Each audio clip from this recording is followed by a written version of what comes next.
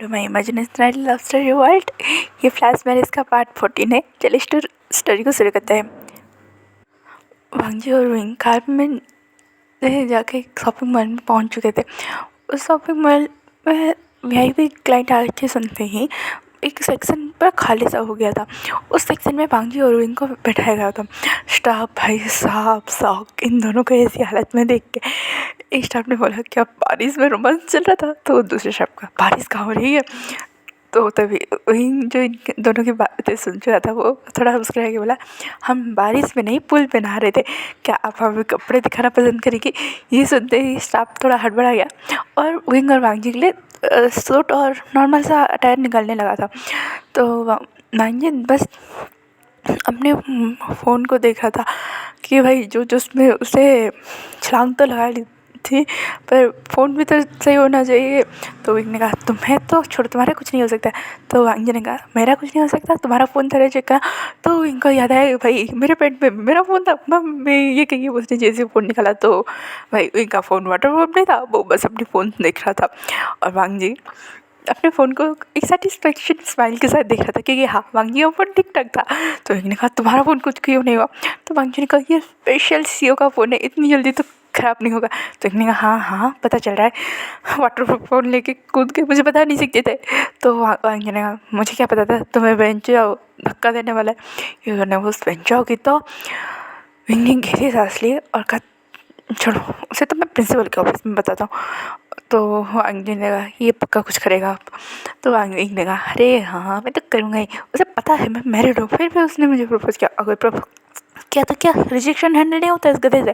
तो ये सुनने में वांगजी मन में बोल रहा था एक पर वो मुझे मिल जाए मैं उसका मुँह ही ना तोड़ दूँ। तो तभी एक स्टाफ आके बोला सर आपके कपड़े रेडी है। तो विंग चेंज करने के लिए चला गया। वांगजी भी विंग के पीछे पीछे चला गया था। विंग ने कहा कहाँ कहाँ? तो वांगजी ने कहा चेंज करने। तो विंग ने कहा दूसरा भी चेंजिंग रूम है। तो वांगजी ने कहा अब हस्बैंड से कैसे सर? तो विंग ने कहा वो मैं वो वांगजी एक्चुअली में विंग को टेस्ट कर रहा था। तो विंग ने कहा देखो वो पूरा साइड में चेंजिंग रूम, तुम यहीं पे कर लो मैं जा रहा हूँ। तो वांगजी ने विंग को पकड़ा और विंग को किस करने लगा। विंग उस किस में मेल्ट होने लगा। विंग ने जैसे उस समय वांगजी ने जब प्रपोज किया था वो चाहता था कि वो कॉलेज के सामने जो उसे किस कर ले, उस कॉरिडोर में भी उसे किस करते करते ही बाहर निकल जाए। विंग वो चाहता था क्योंकि हाँ वो जेलसी का एट द पिक पे था, पर भाई उसे कंट्रोल करना भी आता है खुद के इमोशन पर। जैसे ही वांगजी ने किस किया तो विंग सब कुछ भूल गया कि वहीं पर क्यों किस लिए क्या था, बस विंग किसको एंजॉय करने लगा। कुछ समय बाद वांगजी और विंग का फोरहेड जॉइंट था और कहा तुम बहुत बुरे हो। तो वांगजी ने कहा वो तो मुझे पता है। ये कहने के बाद विंग के नेक पे बाइट किया और उसके बाद वो वांगजी वहाँ से चला गया। तो विंग ने तुम तो यहीं पे। तो वांगजी ने कहा पहले ग्रैंड वेडिंग होनी चाहिए था, उसके बाद सब कुछ। ये कहने के बाद वांगजी दूसरी जब चला गया। तो विंग ने कहा ग्रैंड वेडिंग? तो वहीं को याद है हाँ भाई इन्होंने कॉन्ट्रैक्ट शादी तो की है पर और एक कॉन्ट्रैक्ट साइन भी किया है कि 6 महीने के बाद ये लोग डिवोर्स ले लेंगे। तो विंग को अब समझ आया कि वांगजी लीगली मैरिड होने की बात कर रहा है। यह सुनते ही विंग ने कहा हो गया बेड़ा घर, मेरे लाइफ का सबसे बड़ा बेड़ा घर हो गया। मेरी शादी लान वांगजी से लान कुरिन अंकल के होते हुए। वो बस खुद को मिरर में देख रहा था और फिर उस स्नेक बाइट को देख रहा था। उसके पास कहा हो गया। यही कहने के बाद वो उसने और वांगजी ने कपड़े चेंज किए और गाड़ी में आके बैठ गए थे।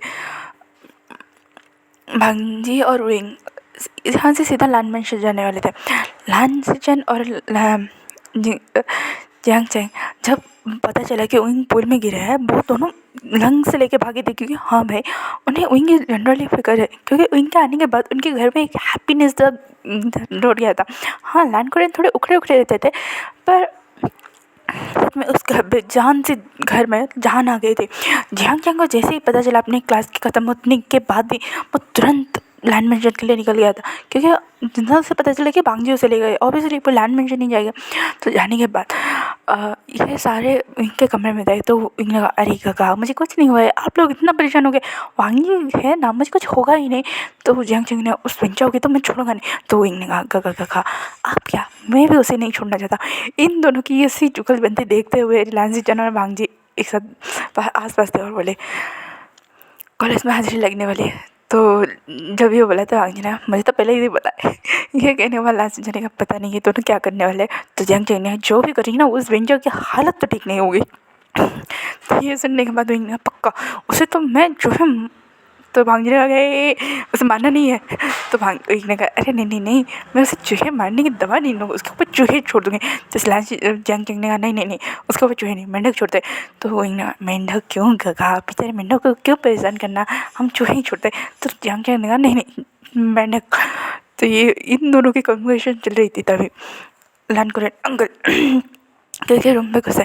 तो वहीं और जंग चुप हो गई। लंजीचन और भांजी देखने लगे कि हाँ शायद अंकल को पता है कि उनके साथ क्या हुआ कि आप फिर कुछ बताना चाहते हो। तो वो देखने लगे। तो लान कोरियन अंकल सीधा आए और कहा जंग तुम्हें मुझे कुछ बताना था। तो जंग ने हाँ अंकल बोले। तो लान कोरियन अंकल का तुम लान के सामने लो ना थोड़े धैर्य में रहना कोई ऐसी गलती मत करना जिसकी वजह से लान के नाम पे थोड़ी सी भी आ जाए। तो भाई साहब विंग समझ गया कि भाई ये इनडायरेक्ट और डायरेक्ट पॉइंट में मुझे क्या लग रहा है। तो जंग ने कहा ठीक है अंकल। ये कहने के बाद वहाँ से अंकल चले गए। तो लाइन से चलने का अंकल शायद नाराज़ है वांग जी। तो वांग जी का अंकल नाराज़ नहीं है गगा वो बस विंग को एक्सेप्ट नहीं करना चाहते हैं। तो ये देखी विंग जंग लांसीचन वांग जी को देखने लगे। तो वांग जी ने कहा ये चाहिए। ये कहने के बाद वांग जी थोड़ा उदास हो गया था वो वहाँ से चला गया था। तो जंग ने कहा तुम दोनों के बीच कुछ है। तो विंग ने कहा नहीं बहुत ज़्यादा कुछ नहीं ये कह के वही चुप हो गया क्योंकि हाँ उसे अभी वांग जी से पूछना था कि वो घर वालों को बता ले या फिर पूरी दुनिया को डिनर पिट के। तो विंग ने कहा बस अंकल थोड़े नाराज़ रहते हैं ना वांग जी को बस पसंद नहीं है। तो लाइन सीजन ने कहा अच्छा ये बात है। ये कहने के बाद जंग अपने काम देखने के लिए वहाँ से चला गया था और लाइन सीजन में अपने ऑफिस में चले गए थे। विंग बस वहाँ पे बैठे बैठे सोच रहा था कुछ। उसने स्वयं को फ़ोन लगाया और कहा स्वयं ने कहा वही टेंशन मत लो मैंने चूहे मेंढक कॉकरोच सब की तैयारी कर दी और मैंने वॉशरूम के घर से भी बात कर ली है जो सफाई कर्मचारी होते हैं ना उनसे। तो इन्होंने कहा वेरी गुड। ये कहने के बाद इन्होंने स्वयं को प्लान बताया। प्लान बताने के बाद वो वहाँ से स्वयं के सारे अरेंजमेंट देखने ही चला गया। ये हुसैन ने कहा बड़ा मजा आएगा। तो वेनिंग ने कहा तुम लोग कुछ ज़्यादा ही नहीं कर रहे हो। तो वेनिंग जब ये बोला तो वेनिंग ने कहा ज़्यादा ये कम है मेरा बस चले तो मैं उसको उसके प्राइवेट पार्ट को फोड़ ही डालूँ। तो ये सुनने बाद हुसैन ने कहा शांत शांत शांत मेरी गदाधारी भीम शांत।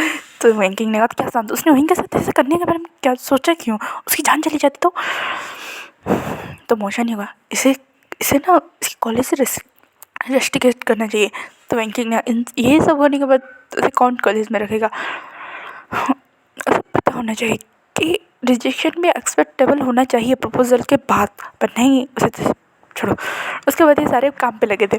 विंग बस सोच रहा था अंकल की बात और कहा जो होगा देखा जाएगा मैं तो अंकल को वैसे ही पसंद नहीं हूँ। ये कहने में उसने रेस्ट लिया। शाम के वक्त भांजी घर आ गया था क्योंकि हाँ उसे वहीं की फिक्र हो रही थी और वो वहाँ से उदास हो के तो मतलब गुस्सा और नाराज़ हो के तो चला गया था अंकल के ऊपर। पर उनको पता था वो गुस्सा और नाराज़ ये नहीं है वो बस भांजी थोड़ा सैड हो गया था आने के बाद।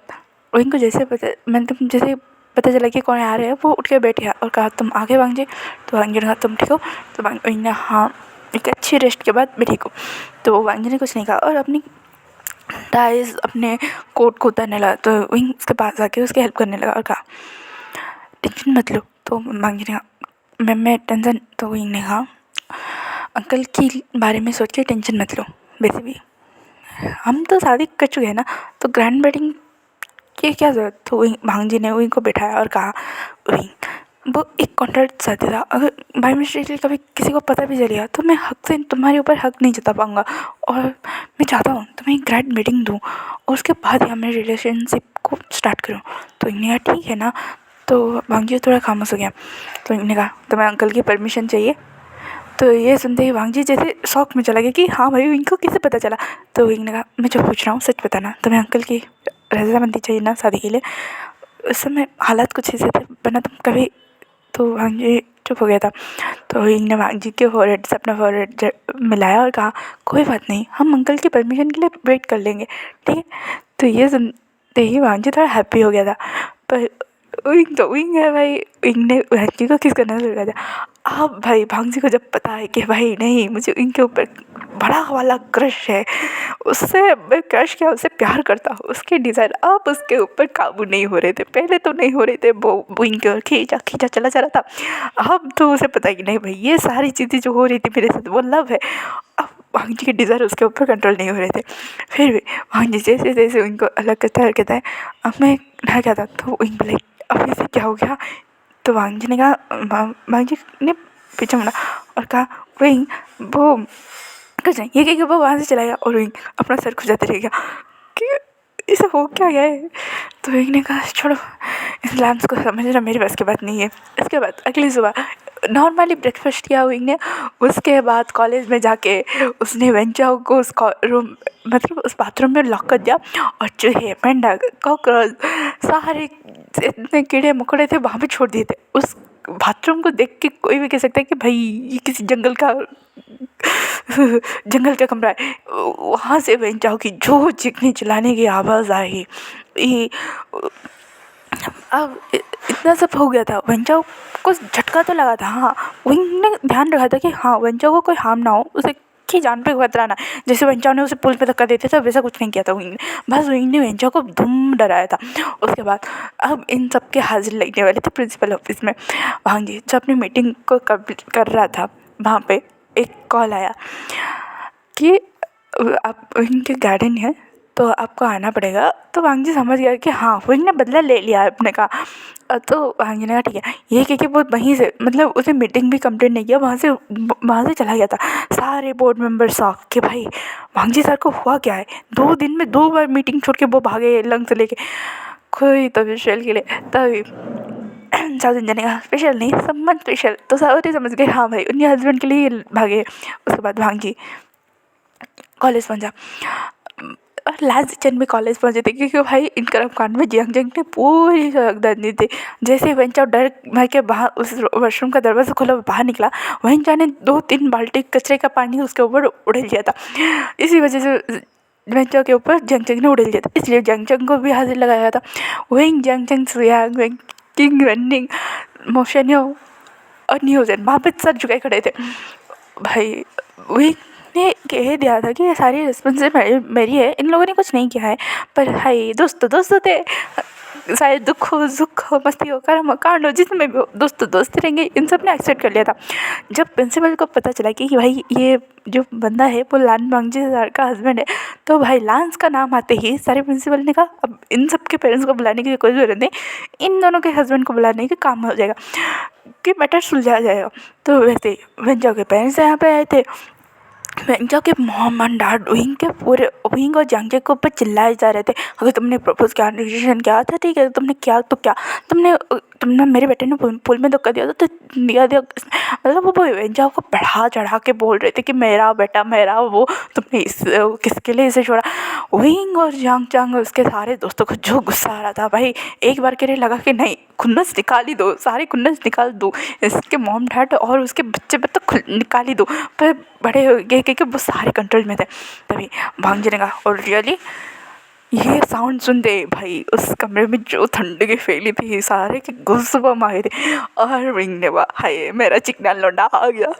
ये कहते ही जियांग जंग ने कहा शट अप विंग। तो विंग ने कहा देखो साइड में तुम्हारा भी खड़ा है। तो जियांग जंग ने जब लांसचन को देखा, भाई ऑफिस अटेंड में उसने देखा था कि हाँ लांसचन कैसे दिखते, पर आज जो लांसचन ने जो कैरी किया था जो हो रहा, क्योंकि इसके बाद लांसचन को फॉरेनर काइंड के साथ मीटिंग करना था, तो वो उन्होंने सूट चेंज कर लिया था नॉर्मल ऑफिस वेयर से थोड़ा सा कहते हैं ना प्रेजेंटेबल टाइप दिखने के लिए, उन्होंने वो सूट कैरी किया था। भाई क्या लग रहा था। तो जियांग ने कहा क्या हॉट माल लग रहा है मेरा भला। इसने थोड़ा ज़्यादा ही जोर से बोल दिया था, तभी प्रिंसिपल का साउंड आया तो सारे नॉर्मल हो गए थे। तो भांजी ने कहा रियली किसी के प्रपोजल एक्सेप्ट ना करने पर आपका बेटा उसे पुल में धक्का दे सकता है, तो मेरा हस्बैंड उसके साथ थोड़ी सी मस्ती नहीं कर सकता। ये सुनते ही भाई वेंचाओ के मॉम एंड डैड दिले वो बोले सर आप आपके हस्बैंड के साथ इसने क्या? ये कहने के बाद बच्चा के डैड ने उसे 2-3-4 थप्पड़ वहीं पे झल दिया। तब वही जियांग चंग उसके पूरे पलटन को जो सुकून मिला। प्रिंसिपल ने कहा पता था यही होगा। उसके बाद प्रिंसिपल ने कहा तो लांस जान बोले आपको कोई प्रॉब्लम है? तो प्रिंसिपल ने नहीं मुझे कोई प्रॉब्लम नहीं है, मुझे बस इन्हें पता ना था कि किसके हस्बैंड है, और ये मेरी बात नहीं सुनते तो आप लोगों को ना आपको तकलीफ हुई इसलिए हम माफ़ी चाहते। तो प्रिंसिपल ने लांस जाने गुड। उसके बाद वही आया और वेंचा को सच में 2-4 धड़ दिए थे। उसने कहा अगर आइंदा से अगर मेरे आसपास या फिर किसी के भी आसपास फ्लर्टिंग नेचर के प्ले बॉय के अंदाज में आए तो मेरे साथ बचा इस कॉलेज क्या मैं इस दुनिया से तुम्हें उठा दूँ। ये उनके धमकी थी, उनको लिटरली उसे गुस्सा आ रहा था, इतना गुस्सा आ रहा था। तब जंक्शन ने शांत हो जाओ भाई, उन्हें क्या इस कथे को रिजेक्शन का मतलब समझ नहीं आ रहा था। उसे पता होना चाहिए हाँ का मतलब हाँ होता है, ना का मतलब ना ही होता है, ना कि हाँ का हाँ होता है ना का ना भी हाँ ही होता है। इन कथों को समझ में नहीं आता, इनकी मेंटल सिटी वैसी है मेंटालिटी। तो ये सुनने के बाद जंक्शन ने शांत हो जाओ। उसके बाद वहाँ से वेंचा के मॉम डैड वहाँ से उसे लेके गए। अब वेंचा को अच्छी खासी अकल पड़ गई थी क्योंकि हाँ उसके कंपनी का 2-4 भारी वाला नुकसान हुआ था, वो तो जैसे तैसे उनके डैड ने संभाल लिया था। पर हाँ वेंचा की कॉलेज ट्रांसफ़र हो गई था और हाँ शायद इस बात से वेंचा के दिमाग पे अकल तो आ गया था। तो वांगजी ने कहा तुम्हारे हाथ पे है। ये सुनते ही सारे boy oh so cute. Lance चढ़ने का भाई यहाँ पे हो क्या रहा है? जैक चेकने का मैंने उड़ती उड़ती अफवाह सुनी थी, मुझे लगा कि नहीं ये अफवाह सच नहीं है, मुझे इसके बारे में एक्सप्लेनेशन चाहिए। तो ये सुनते ही प्रिंसिपल ने कहा आपका फैमिली मैटर लगता है यहाँ पे करेंगे, मैं चला जाऊँ। तो ये सुनते ही थोड़ा सा ऑकवर्ड हो गया सारे। तो वांगजी ने कोई ज़रूरत नहीं है क्योंकि वो इनको पकड़ के बाहर चले गए थे। अब उस कॉलेज के कैफेटेरिया में सारे उनके सारे दोस्त बैठे थे। वांगजी लांसीचान जियांग चंग पे बैठे थे। वो सारे टुकुर टुकुर देख रहे थे वो, क्योंकि उनका हाथ वांगजी कैरी करके वो फूक रहा था, पूछ रहा था कुछ हुआ है तुम्हें बहुत ज़्यादा दर्द हुआ है? वो बता रहा था नहीं वांगजी कुछ नहीं हुआ, मैं तो ऐसे ही 2-4 लड़कों को ऐसे ही धर देती। तो वांगजी ने कहा आगे से ऐसा मत करना भाई, इनका लवी डबी सेक्शन चल रहा था और ये सारे जैसे के ड्रामा सी ड्रामा देखते वैसे ही देख रहे थे उन्हें। तभी जंकी ने बस करो, कोई मुझे ये बताएगा या फिर मुझे झटके के ऊपर झटके मिलेंगे। तो इन्होंने कहा मैं तो वांगजी ने कहा मैं इससे प्यार करता हूँ। ये सुनते लांस चन भी लाइक कब कैसे क्यों मुझे लगा था पर कैसे। जंक्शन ने कहा बस एक डेथ के लिए एंग्री बर्ड का। उसके बाद लांस चन चुप हो गए। तो जंक्शन ने कहा तुम सच में उससे प्यार करते हो? तो वांगजी ने कहा हाँ वैसे भी मुझे पहले उनसे क्रश था पर मुझे लगा कि नहीं उनके लाइफ में आगे जाके कोई और आएगा तो वो मुझे भूल जाएगा वैसा वैसा। उसने सारे अपने जो इमोशन थे उसने वहाँ पे रखे। तो इन्होंने कहा इडियट कि मैं ऐसा करूँगा क्यों, मुझे तो तुमने मेरा दिल तब जीत लिया था पहली बार मैंने जब तुम्हें उसे देखा। तो भाई मेरे मन में आया कि भाई अगर मैंने इस बंदी के साथ वारना स्टार्ट किया है तो भाई मेरा तो लक सुपर डुपर हाई है। उसके बाद मुझे जब पता चला कि तुम मेरे हस्बैंड हो भाई मेरा तो भांगड़ा करने का मन हुआ। फिर मुझे पता चला कि अगर तुम्हें मैं पसंद नहीं हूँ तो मैंने उससे जाने दिया। तीसरी बार मुझे तब प्यार हो गया था वांगजी जब तुमने कहा था कि काम के चक्कर में मुझे किससे प्यार ही नहीं हुआ, अगर होता तो मैं उसके तरह को पेट पेटा के रखता। तो मुझे पता चला ये बंदा अखंड सिंगल है और जिससे प्यार करेगा लाइफ लॉन्ग उसके साथ लॉयल रहेगा। तो मैंने सोच रहा था भाई 6 महीनों के अंदर मैं तुम्हें पटा ही लूँगा। भाई उनकी इतनी सारी कन्फर्मेशन के सारे लोगों से शौक होकर देख रहे थे क्योंकि हाँ भाई उन्हें ये सारी बातें किसी से शेयर नहीं की थी। तो इन्होंने कहा mister Lan Wangji I love you, इतनी ज़ोर से उसने चिल्ला के बोला था सारे कैफेटेरिया के लोग उसने देख रहे थे। तो वही ने कहा क्या मैं अपने हस्बैंड को बोल रहा हूँ आप सब काम करिए। ये कहने के बाद वो वहाँ पे बैठ गया था। तो जंक्शन ने कहा तुम इस पगले को हैंडल कर सकते हो? तो वांगजी ने अपना सर हाँ मिलाया। तो जंक्शन ने सच में तुम सूली पे चढ़ना चाहते हो? तो वही ने कहा। तो जंक्शन ने अरे मुझे पता तो होना चाहिए कि भाई तुम कैसे हो? तो वांगजी ने कहा मुझे पता है ये कैसा ये मुफ्त है, बहुत ज़्यादा बातें करता है, जो आता है वो करता है, कोई फ़िल्टर नहीं है, मतलब कोई बाउंड्रीज़ नहीं है इसकी। हाँ दिखा बहुत अच्छा है और मुझे ये बात उसके बहुत ज़्यादा पसंद है। तो जंक्शन ने ये गया तो सारे गए, सारे बोले हाँ हाँ गगा ये गया। तो लाइस जाने का तो चलो तो घर वालों को कब बताने वाले हो कि तुम्हारी शादी कब हो रही है? क्योंकि वो तो कॉन्ट्रैक्ट मैरिज अगर 6 मंथ तो यार। तो वांगजी और इनने एक साथ बोला अंकल कि जब मुझे एक्सपेक्ट कर लेंगे तो तब। तो ये सुनते ही जंक्शन पर क्यों? तो वांगजी ने कहा प्लीज़ ना अंकल कुरियन को थोड़ा सा वक्त देते मुझे जानने के लिए। इन 6 महीनों में अगर अरे मैं पसंद आ गया तो आ गया, वरना तो जंगचन ने कहा वरना क्या, तो विंग ने कह दिया मैं इसकी वर्जिनिटी ले लूँगा, उसके बाद तो अंकल कुरियन को मेरे साथ उसकी शादी करवानी पड़ेगी। ये सुनते ही वांगजी बस विंग को देख रहा था, उसके कान नहीं कह दिया पूरे लाल लाल टमाटर। उसने कहा व्हाट, मैं सच बता रहा हूँ, सारे लोग उसे शौक होकर देख रहे थे कि भाई इसका मैं क्या करूँ। लंच ने कहा good good good very good. तो चंचल ने, तुम्हें तो बड़ा मज़ा आ रहा है, तुम्हें याद है ना ये 3 महीने के बाद ख़त्म होने वाला है। तो लंच ने, बेबी देखो तुम्हारी हालत देख के नहीं लगेगी ये 3 महीने में खत्म होगा। तो जंग ने कुछ नहीं कहा और कहा लंच जन को एक बुक मारा और कहा मेरा क्लासेस थी। तो ये कहने के बाद वो वहाँ से चला गया। तो वही ने कहा गगा अब उसे पटा रहे हो, मेरे गगा को पटा रहे हो थोड़े स्टाइल में, थोड़े रोमांटिक में। तो लंच जन ने कहा अगर मैं थोड़ा रोमांटिक हो जाऊँ ना, तुम्हारा वो एंग्री बर्ड गगा मुझे खा जाएगा, कच्चा चबा जाएगा। ये सुने वो ने सही कहा। तो शायद ने कहा मेरा ही कुछ नहीं हो रहा है, नहीं मैं साउथ इंडियन से मिल पा रहा हूँ, नहीं वो मुझसे बातें कर पा रहा है, वो मेरा फ़ोन नहीं उठा रहा है, वो वहाँ पे दुख रहा है, रोने रहा है। तो लांच जन ने कहा मैं चलता हूँ यहाँ से।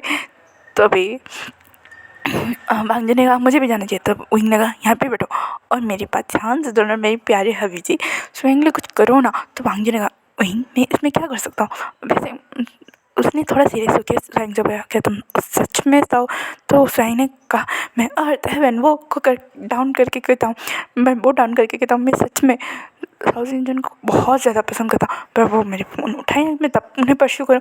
तो भांजी चुप हो गया। तो विंग ने कहा एक काम करते स्वयं तुम भांजी के इंटरनेट में जॉब कर लो। तो भांजी ने वाह भाई वाह, मेरा ये मेरा कंपनी है या धर्मशाला जो नहीं वो आ जाएगा। तो भांजी ने कहा क्या कहा तुमने।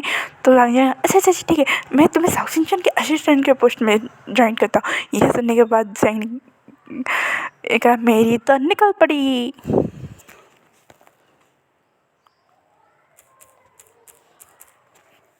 तो आज का पार्ट यहीं पे ख़त्म होता है, फिर मिलेगा कल का पार्ट में। Thank you for watching. Comment करो, लाइक करो, शेयर करो यार, और इस बारिश के मौसम को एंजॉय करो। Thanks for watching, bye bye cuties and स्वीटीज।